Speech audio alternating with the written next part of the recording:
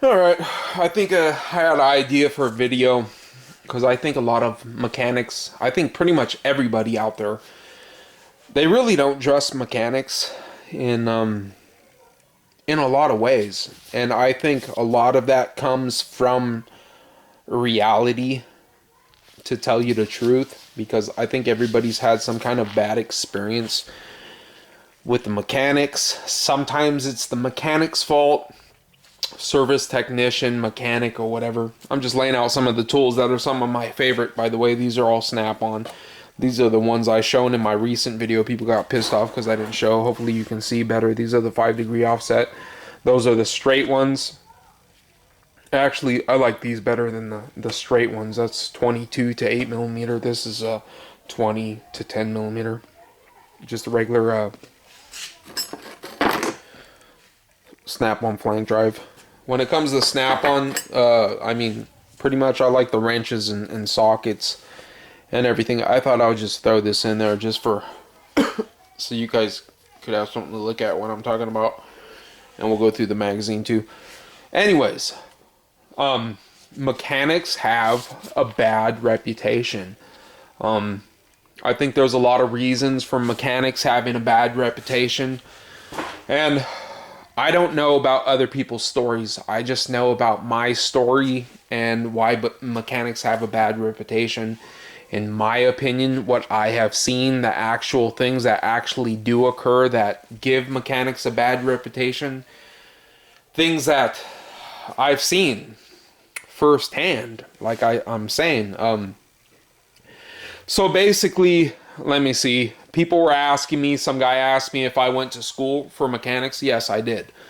I didn't go to the trade school. I was looking at going to the, was it UTI or whatever? They wanted $30,000. I didn't want to go in debt, so I just went to the college courses, and I took college courses. I passed some of the ASCs and everything like that. But to be honest with you, schooling is probably just not even a quarter of what it takes to be, a mechanic. And there's so many different types of mechanics out there. There's diesel mechanics, there's car mechanics, there's this, there's that, there's everything in the world. Believe it or not, a lot of people who graduate from UTI, I know a lot of people who graduated from UTI out in Rancho Cucamonga in California. I think they might be in Arizona also, but you got a lot of different places that meet that category, like UTI, for example, Rosedale Tech out in Pennsylvania. I'm sure you guys have that all over the United States, and that's a good place to start if you're taking it seriously. But I think a lot of mechanics get a bad rap because of the fact that, not that there's a lot of bad mechanics out there.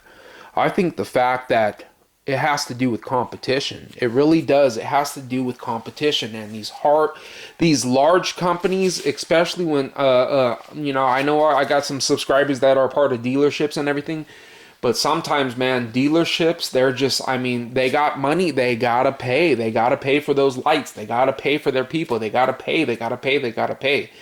And when it comes down to it, the customer ends up eating the price. I'll just give you an example. I'm looking in the catalog, and it says like $200. I'm thinking off the top of my head, Toyota, whatever. They send me these things in the mail, and Toyota says $200, and basically it says check this, check that, check this, check that, check this. That's all they're doing. You know what check means? Check means they're looking at it. So you're paying $200 for them to basically look at it.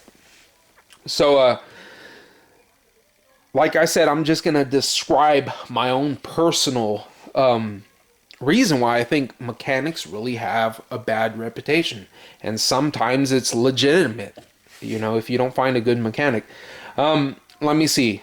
Being a good mechanic, which I always have tried to do, I always try to help people.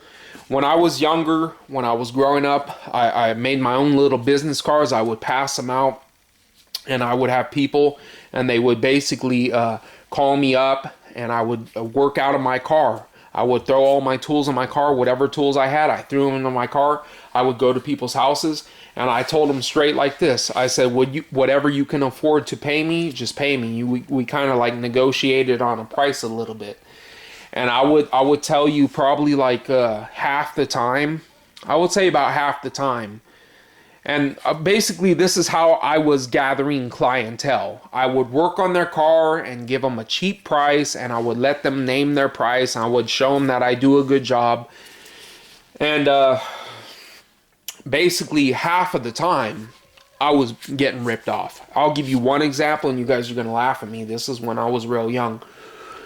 I'm working for probably 5 to 6 hours, and once again, this goes along with why mechanics get a bad reputation. This goes along with why mechanics end up being how they are and why they get a bad reputation. Because they start out like what I'm starting out, and they have to deal with the things I'm dealing with. I don't know about you, but these are the things that I've had to deal with when I was younger. So just for an example, I pass all cards, people call me, I go to work for them, I said, hey, just making me an offer, I'll do something, we'll change your brakes, we'll do this. Well, I'll give you one example. I work 5-6 hours. I go above and beyond. I mean, above and beyond. I do my best. You have a lot of do-it-yourselfers out there that say, you should have done this. You should have done that. You should have done this. You should have been by the book. You should have been by the book. And that was me. That was me by the book, doing it perfectly every single time. 6 hours worth of work. 5-6 hours worth of work. Doing it by the book, precisely how it's supposed to be done, everything you can think of. The guy gives me $15. $15. That's it. No questions asked. He didn't say, is that enough? He didn't say, you want more. Nothing. $15, get out of here. That's what you get. So if you do the math of all the stuff I done, I went above and beyond. What I got was basically $2 an hour, something like that. I mean, I got nothing, okay? And that has happened to me numerous times. It doesn't always happen when you're doing, jobs, driving to people's locations. But I think basically mechanics have done, if you're a real deal mechanic, you've dealt with stuff like that. And these large corporations, no people are like that. So they basically charge where they can charge. So that type of stuff right there, when you go above and beyond and you don't get appreciated for going above and beyond, you kind of stop going above and beyond. Now, that's not to say that I don't go above and beyond anymore, because I do. And actually, any video that you've seen where I'm working on somebody's car, I am going above and beyond. Because for one, and I'm being honest, for one simple reason, I don't want to mess up, because I don't want their car here, because I got other things to do. I don't want their car stuck here. I want to get it done. I want to get it out of there. I want to get it gone. But I think a lot of mechanics, like I said, get a bad reputation. Because you're doing a job. I'll just give you an example. Somebody they pay you $100 to do a job, and basically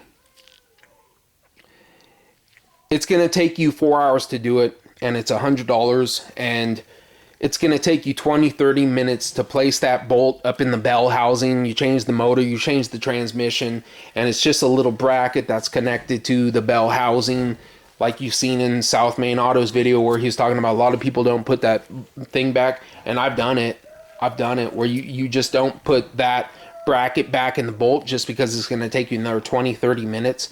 Because if you're getting paid $100 straight up for the job and you're doing the job, you're just not going to take your extra time to go above and beyond. You're getting paid for the job, you want the job done, and you just want to get it done. And I think that's what happens a lot of the times in a lot of situations. People are wanting to get the job done, wanting to move on. They've probably dealt with the things that I've told you that they've dealt with for the last 3 or 4 years, people ripping them off, people taking their money. Now, that's not to say that if you work for the dealership, that's what's going to happen, because it's a whole different situation what I'm talking about. But with the dealership, The guys who are working on flat rate, if you guys don't know, flat rate is basically, they say it takes an hour to change a starter, right? And they base that hour based on, okay, when this car was new. I'm just giving you an example, like, I don't know, a Chevy S10 says 45 minutes to an hour to change the starter. Well, you take that starter out, the nuts break, the bolts break, this break, and it takes you 2 or 3 hours. You got paid that 1 hour and you spent 3 hours. Well, if there's 3 bolts if there's 3 bolts that go into the starter motor, and one of them breaks off, and you just put 2 down, and you say, you know what, the hell with it. Does the thing start? Does it work? Send it on its way. Okay, well, that's just how it is. Why would you spend your extra hour or extra 2 to go above and beyond when you know you're not going to benefit from it? You know you're not going to benefit from it. You know you're not going to benefit from your extra work.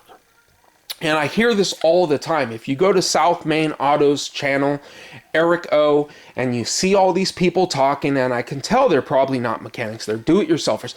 They say, why didn't you change the crank sensor while you were there? Because he's going to have to pay for it himself. He's probably not making that much money. Then another guy says, why wouldn't you change the rear main seal? Why wouldn't you change the transmission seal?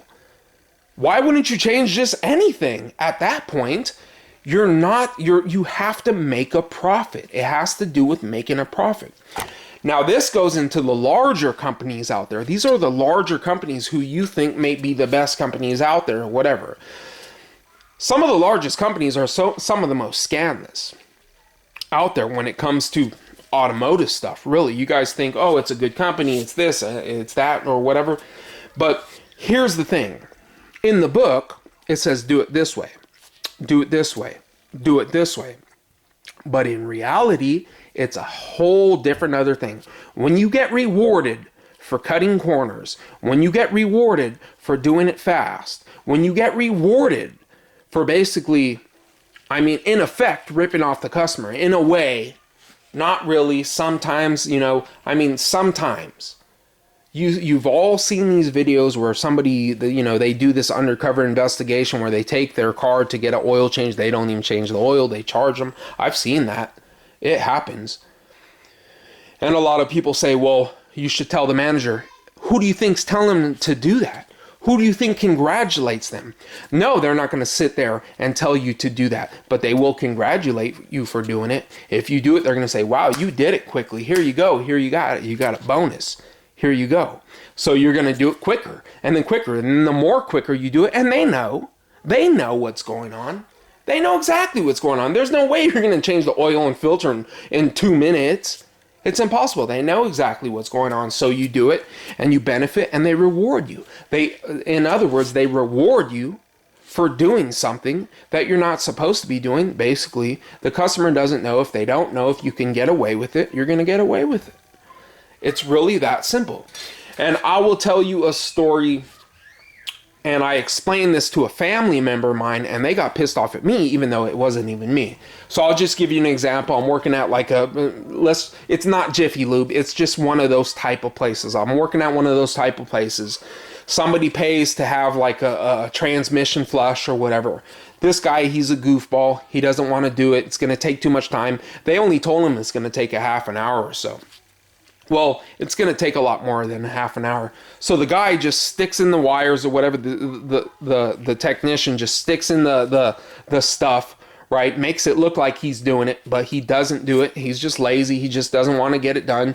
Maybe he's got a brand new baby. I don't know what his situation is. He wants to enjoy the rest of his day and not be burned out for the rest of the day. He doesn't do the job.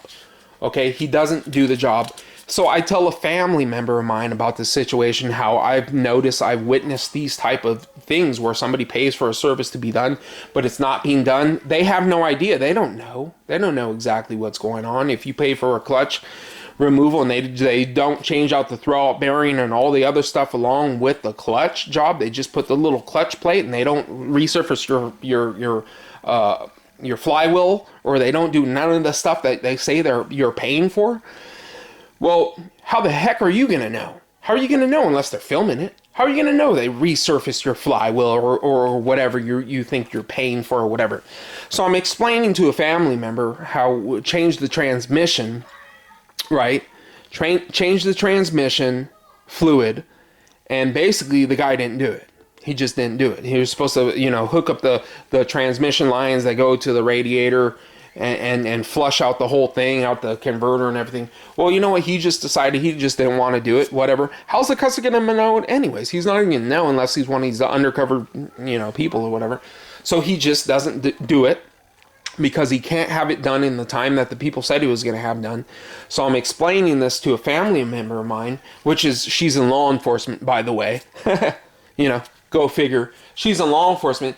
And she says, how come I, witnessing this, didn't go tell the manager?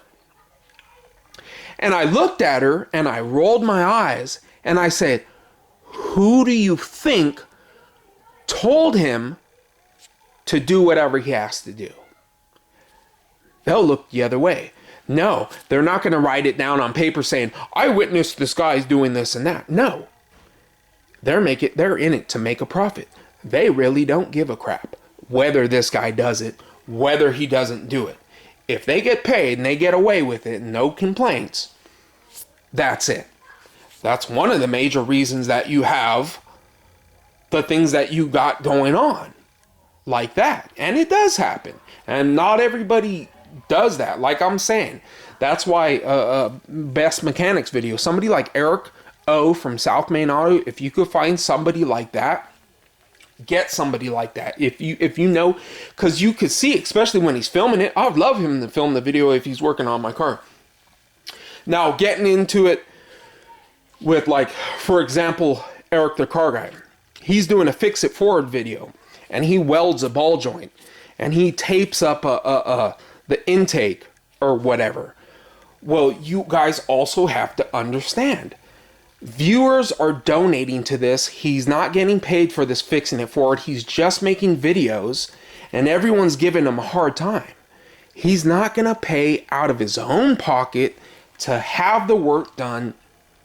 That type of stuff happens, and I give him respect for showing it because I see it happen all the time. And that's why I work on my own vehicles. And that's the type of stuff everyone's talking crap to him, calling him a hack and everything. It happens. It happens. If he didn't show it, that's not going to stop it from happening. That type of stuff happens. And that's why I don't let people work on my vehicle. What's he going to do? Go and pay out of his own pocket to get the new A-arm? And I know eventually he replaced the A-arm. That stuff happens. That's the reason mechanics have a bad name. That's the reason.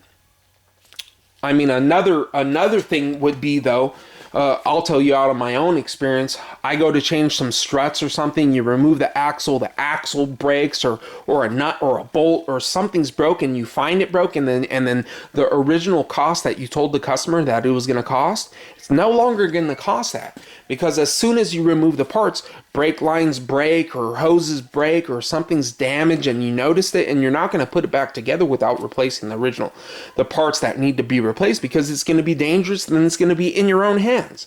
So now a $100 job turns to a $200 job, and now they think you're ripping them off. So I think it's a accumulation of all these things. It's accumulation of trying to make money on the mechanics end. It's accumulation of things just happen. That's just how life is. It's accumulation of big companies that want to make a profit, and whatever they can get away with, they'll get away with. Really. It happens. It really does. And mechanics, myself, whenever you see me working on somebody's vehicle, I go above and beyond for the simple reason I don't want their crap here. I don't want them suing me. I don't want none of those problems. And in some cases, if something breaks an axle or something, I'll pay for it out of my own pocket. And a lot of these things, you'll see I'll pay for it out of my own pocket. I'll do some of these jobs for free, but that is just a small situation. I mean, people who are making a profit and doing this for a living, you can't do that. I can do it because I'm making videos and everything, and I want to have the videos out there and have the materials and everything because it's going to pay me for years to come. But that type of stuff happens. And I am the first to admit, if I had to weld the ball joint in there, I would first get the approval of the customer. If they didn't approve of it, then their car's going to sit there and rot until they can afford to buy that A-arm. Now that's a decision of the customers, but I'm just letting you guys know that type of stuff happens. People do get ripped off. Last thing I would say, I've seen an old lady. This is like the last one of actual people getting ripped off that I've seen. She had a Mitsubishi Eclipse with 30,000 miles on it. It had a belt screw because the belt came loose. She took it to a shop. The shop said she needed a new transmission. They charged her $3,000. I know they didn't change the transmission. They tightened up her belt and they charged her $3,000. They probably spent 5 to 10 minutes. It happens. Because they probably got ripped off 10 other times and they got a family to feed and they got stuff to work on and they got a quota to meet. It happens. I've been there. I've witnessed it. You just have to be really careful. You just got to be real careful. Thanks for watching my videos, guys. The people who are not mechanics, the people who are having their cars work on, there is a lot of good mechanics out there. There's a lot of guys out there like me who actually, they're going to get it done no matter what. Even if we got to eat it, we're going to get it done. We do it correctly. We got the tools to do it correctly. So don't think we're all out there like that. I would say about 10% of the people out there doing this type of stuff, but they don't stick around long. If you're a real mechanic, you're going to get it done. You're going to communicate with the customer. You're going to have it done. So I'm not throwing that out there like there's all the mechanics are bad, because they're not. There's a lot of great mechanics out there. Eric O's one of them. To tell you the truth, Eric the car guy, he's a good mechanic in my opinion, but you know, he does what he has to do. You know, a lot of people get on Eric O, you know, he's doing the exhaust and he doesn't put the flex flange or whatever on the exhaust, and people get on him about that, or you know, the rear main seal or what. He's not going to pay all of his own pocket. This is business. This is business, straight up. We got a business to run. We got things to do. A lot of good mechanics out there. Stick with a good mechanic. When you find a good mechanic, stick with that good mechanic, and that will make that mechanic do a lot better work for you if he knows that you're going to return to him. Because he knows, you know where he works. You're in the neighborhood, and you're going to bring it back to him. You're going to harass him, and you're going to make him pay if you don't do it right. So it's good. That's why they say find a good mechanic. It's true. Find a good mechanic. Somebody that will identify with. Somebody you'll know. There's good mechanics out there, so don't be scared about that. But I would tell you the truth. If you got a good mechanic though, I would take your lube and everything to them. Them fast lubes, I would sit there and wash them for sure. So thanks for watching. Comment, rate, subscribe.